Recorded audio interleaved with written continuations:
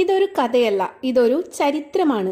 ആയുഷ്കാമിയ ആയുർവേദയുടെ ചരിത്രം, ഒരു പാരമ്പര്യ ചരിത്രം. 30 വർഷങ്ങൾക്ക് മുൻപ് കാസർഗോഡിൽ നിന്നും ദൂരെ ഉള്ളിലേക്ക് മാറി ദേലമ്പാടി എന്ന ഗ്രാമത്തിൽ 5 സഹോദരന്മാർ കൃഷിക്കായി വന്നിരുന്നു. അവരുടെ ആത്മാർത്ഥതയും ത്യാഗവും പാരമ്പര്യവും നിറഞ്ഞ ഒരു കഥയാണ് ഇത്.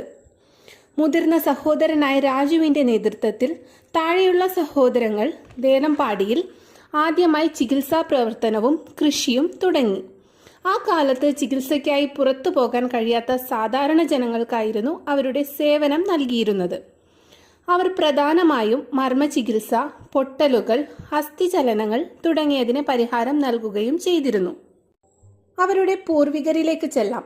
കോഴിക്കോട് ജനിച്ച ഹരിദാസ് വൈദ്യർ ബാല്യത്തിൽ തന്നെ തങ്ങളുടെ മുത്തച്ഛൻ ആയുർവേദം ഉപയോഗിച്ച് രോഗികളെ ചികിത്സിക്കുന്നത് കണ്ടു വളർന്നിരുന്നു. മരിക്കുമെന്നു കരുതി വരുന്നവരെ പൂർണ്ണ ആരോഗ്യവാന്മാരാക്കി തിരിച്ചുവിടുന്നതും അതുപോലെ തന്നെ തളർന്നു കിടക്കുന്നവരെ എണീപ്പിച്ച് നടത്തുന്നതും ഒക്കെ കണ്ടു വളർന്നതുകൊണ്ട് അവർക്ക് ഇതൊരു ചികിത്സാശാസ്ത്രം മാത്രമല്ല, ഒരു ആധ്യാത്മിക പാരമ്പര്യവുമായിരുന്നു. മുത്തച്ഛൻ ആനന്ദൻ വൈദ്യർ, അച്ഛൻ നാരായണൻ വൈദ്യർ എന്നിവരുടെ ഔഷധജ്ഞാനം പുത്തൻ തലമുറകളിലേക്ക് തെറ്റാതെ തന്നെ പകർന്നു വന്നിരുന്നു. ചെറുപ്പം മുതൽ തന്നെ തൻ്റെ മനസ്സ് പൂർണ്ണമായും ആയുർവേദത്തിനു കാഴ്ചവെച്ച ഹരിദാസ് വൈദ്യർക്ക് വിധി കാത്തുവെച്ചത് ഒരു PWD വിഭാഗത്തിലെ സർക്കാർ ജോലിയായിരുന്നു. സർക്കാർ ജോലി ചെയ്തുകൊണ്ടിരിക്കുമ്പോൾ വൈദ്യരുടെ മനസ്സ് മറ്റൊരിടത്തായിരുന്നു.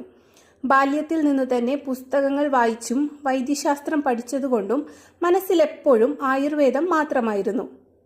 ഒടുവിൽ വലിയൊരു തീരുമാനമെടുക്കാൻ അധികം സമയമൊന്നും വേണ്ടി വന്നില്ല.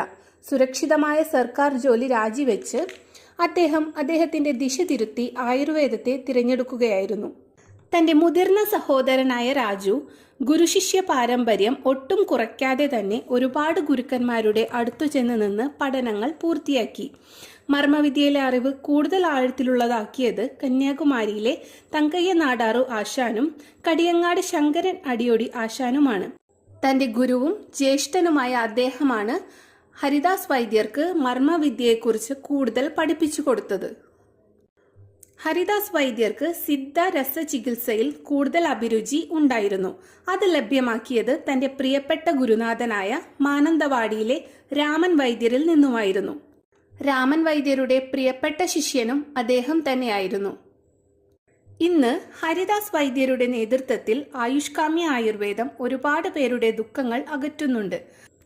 അതിൻ്റെ പൂർണ്ണമായ പാരമ്പര്യം കാത്തുപരിപാലിച്ചുകൊണ്ടും ആത്മാർത്ഥതയോടെയുമാണ് പ്രവർത്തിക്കുന്നത്. ഇപ്പോൾ അദ്ദേഹത്തിൻ്റെ ഒപ്പം തന്നെ